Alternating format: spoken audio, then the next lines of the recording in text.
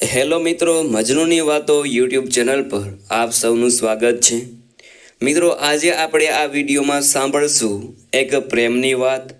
તો વિડીયો તમે પૂરેપૂરો જોજો અને જો તમને આ વાત ગમે, આ વિડીયો ગમે તો વિડીયોને લાઈક કરજો અને ચેનલને સબસ્ક્રાઈબ કરી દેજો, જેથી આવનાર નવા વિડીયોની આવનાર નવી વાતો તમારા સુધી પહોંચી શકે। તો મિત્રો, હવે આપણી વાત શરૂ કરીએ। તો મિત્રો, આ વાત શરૂ થાય છે મુંબઈના એક મોટા કોલેજના કેમ્પસથી, જ્યાં કરણ અને સ્નેહા એક જ કોલેજમાં અભ્યાસ કરતા હતા। કરણ એક હોશિયાર અને સુંદર યુવાન હતો। તેનાથી કોલેજની દરેક છોકરીઓ પ્રભાવિત થતી। તેને પોતાના અભ્યાસ અને સંગીત સાથે ખૂબ પ્રેમ હતો। બીજી તરફ સ્નેહા એક શાંતિપ્રિય, દયાળુ અને તેજસ્વી યુવતી હતી, જેને કાવ્ય અને પેઇન્ટિંગ એટલે કે ચિત્રકામમાં રસ હતો। કોલેજના પ્રથમ વર્ષમાં જ બંનેની મૌલિક મિત્રતા થઈ। બંને વચ્ચેની પ્રથમ મુલાકાત લાઇબ્રેરીમાં થઈ હતી, જ્યાં કરણ એક પુસ્તક જોઈ રહ્યો હતો। તે જ સમયે સ્નેહા ત્યાં આવી અને બંને વચ્ચે અચાનક જ એક સ્પર્શવાદની શરૂઆત થઈ। ત્યારે સ્નેહા અચકાતા બોલી, સકા નામનું આ પુસ્તક તમે લેવાના છો? ત્યારે સ્મિત સાથે કરણે જવાબ આપ્યો, હા, મારો આ મનપસંદ લેખક છે। આ એક નાનકડી વાતચીત હતી, પરંતુ તેમના જીવનમાં આ મુલાકાતનો ખૂબ જ લાંબો અસર થયો। થોડા સમય બાદ કોલેજમાં તેમણે એકબીજાને વધુ સારી રીતે ઓળખવાની તક મળી।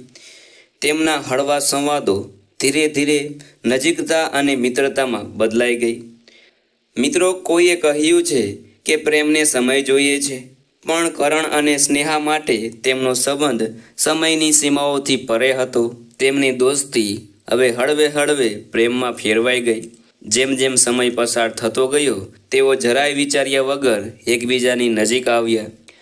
કરણનો શાંત અને સંવેદનશીલ સ્વભાવ સ્નેહાને આકર્ષિત કરતો, જ્યારે સ્નેહાની નિર્દોષતા અને સુંદરતા કરણના મનને સ્પર્શતી।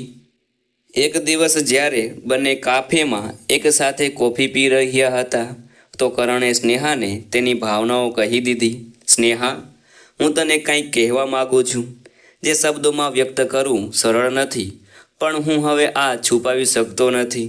હું તને પ્રેમ કરું છું। તેનામાં ગભરાટ હતો, પણ તેની આંખોમાં ખરો પ્રેમ ઝળકતો હતો। સ્નેહા થોડો સમય માટે શાંત રહી। તે પણ કરણ પ્રત્યે આકર્ષણ અનુભવતી હતી, પણ તેનો સ્વભાવ જરાય ઝડપી નિર્ણય લેવા જેવો ન હતો।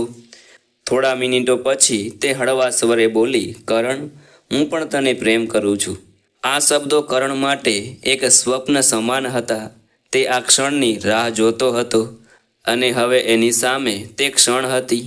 બંને હવે સંબંધમાં બંધાઈ ગયા। પ્રથમ વર્ષના અંતિમ દિવસો બંને માટે અનંત ખુશીના દિવસો હતા।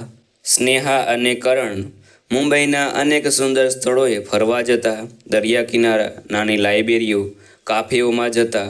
તેમને જીવનની મીઠી મજાનો અનુભવ થતો।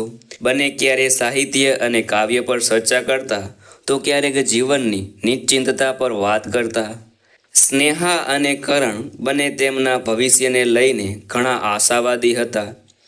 કરણ ઇજનેરમાં અભ્યાસ કરતો હતો, અને તેણે નક્કી કરેલું હતું કે તે પોતાની કારકિર્દી બનાવવા માટે બેહદ મહેનત કરશે, જેથી તે સબળ બનીને પોતાના પ્રેમને વાસ્તવિક બનાવશે। સ્નેહા તેની કાવ્ય પ્રતિભાવના કારણે એક સફળ લેખિકા બનવા માંગતી હતી। તે પોતાની કલ્પનાઓ લખીને દુનિયાને કસોટી કરવા ઈચ્છતી હતી। પણ મિત્રો, જ્યાં પ્રેમના ફૂલ હોય છે, ત્યાં ક્યારેક ને ક્યારેક નસીબના વાવાઝોડું એ પ્રેમને ઉખાડવાની દિશાએ ધકેલી દે છે। આમ જ કરણ અને સ્નેહા માટે પણ કાળ આવીને ઊભો થયો। સ્નેહાનો પરિવાર, ખાસ કરીને તેની માતા, એક ખૂબ જ પરંપરાગત વિચારધારા ધરાવતી હતી। જ્યારે સ્નેહાએ પોતાના પરિવારને કરણ વિશે કહ્યું, તો પરિવાર તેને ક્યારેય સ્વીકારવાનો ન હતો।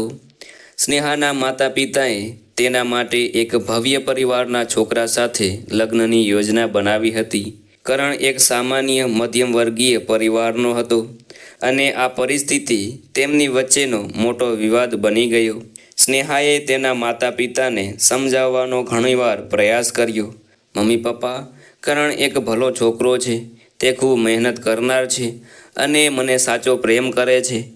પણ પરિવાર માટે આ સંબંધ કોઈ પણ રીતે માન્ય ન હતો અને કહેતા, સ્નેહા તું સમજતી નથી, તારા ભવિષ્ય માટે કરણ યોગ્ય નથી, તે તને શું આપી શકશે? તેના માતા આવું સતત કહેતા હતા. સ્નેહા માટે આ સમય ઘણો કઠિન બની ગયો હતો. તે એક તરફ પરિવારનું દબાણ અનુભવતી હતી તો બીજી તરફ તે કરણને છોડી પણ શકતી નહોતી. તેના મનમાં કશોક ક્રાંતિ ચાલી રહી હતી. આ બે કિનારીઓ વચ્ચે ફસાયેલો તેનો પ્રેમ માનવીય પરિવારની કઠોરતા સામે ધીરજ ગુમાવી રહ્યો હતો. કરણ પણ આ પરિસ્થિતિના લીધે ધીરજ ગુમાવી રહ્યો હતો. તે તેના પ્રેમને સાચવીને રાખવા મક્કમ હતો, પણ તેની સામે સ્નેહાના પરિવારનું દબાણ બહુ મોટું હતું. એક દિવસ સત્યનો ભાર સહન ના કરી શકતા સ્નેહાએ કરણને મળવા માટે બોલાવ્યો. બંને એક જ સાંજે દરિયા કિનારે મળ્યા. આ સમય ધીમે ધીમે વાદળથી છવાયેલો હતો અને આખા આકાશમાં કોઈ તારાની ઝલક નહોતી. કરણ, હું તને હવે નહીં મળી શકું, સ્નેહા રડતી રડતી બોલી. મારો પરિવાર અમને ક્યારેય સ્વીકારશે નહીં. તેઓ હવે મારા માટે અન્ય કોઈ છોકરો પસંદ કરવાના છે. કરણને આ સાંભળીને લાગ્યું કે તેની દુનિયા તૂટીને વિખરાઈ ગઈ છે. ત્યારે કરણ બોલ્યો, સ્નેહા, શું તું આ પ્રેમને સત્ય નથી માનતી? શું તું મને છોડી દેવા તૈયાર છે? ત્યારે સ્નેહા બોલી, કરણ, આ મારી પસંદ નથી. હું પણ તને પ્રેમ કરું છું, પણ મારે મારા પરિવાર પ્રત્યે દાયિત્વ છે. હું મારા માતા પિતા સામે જઈ શકતી નથી. આ અંતિમ શબ્દો સાથે સ્નેહા કરણના જીવનમાંથી હંમેશા માટે ચાલ્યા જવાની તૈયારીમાં હતી. કરણનું હૃદય તૂટી ગયું હતું. તે કોઈ જવાબ ન આપી શક્યો.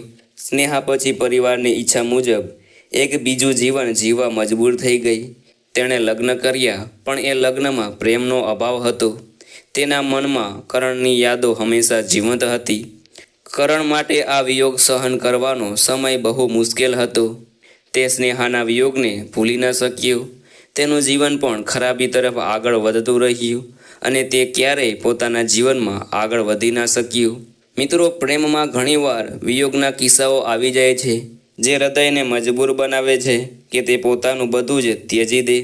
કરણ અને સ્નેહાની આ કહાની એક દુઃખદ અંતની છે, જે પ્રેમની અનંત વાતો છે, પણ જ્યાં સમય, સંયોગ અને નસીબ પ્રેમને હંમેશા માટે વિખેરી નાખે છે. તો મિત્રો, જ્યારે પણ આપણે પ્રેમ થાય ત્યારે આપણે એમાં વધારે ડૂબી ના જવું જોઈએ, કે જેથી આપણી જિંદગી, જે આપણા માતા પિતાએ આપણે મુશ્કેલથી મોટા કર્યા છે, તેની મહેનત ઉપર પાણી ના પડે. એટલે જ્યાં સુધી આપણા માતા પિતા આપણે ના કહે ત્યાં સુધી આપણે જીવનમાં કોઈ પણ ડગલું ભરવું નહીં, જેથી પસ્તાવાનો વાળો આપણો ના આવે. તો મિત્રો, જો તમને આ વાત ગમી હોય તો વિડીયો લાઇક કરજો, શેર કરજો અને આપ આ ચેનલ પર પહેલી વખત આવ્યા હોય તો ચેનલ સબસ્ક્રાઈબ કરી લેજો, જેથી આવનાર નવા વિડીયોની માહિતી આપ સુધી પહોંચી શકે. તો આ સાથે આજની વાત પૂરી થાય છે. મળીએ નવા વિડીયોમાં નવી વાત સાથે. Thank you. Take care.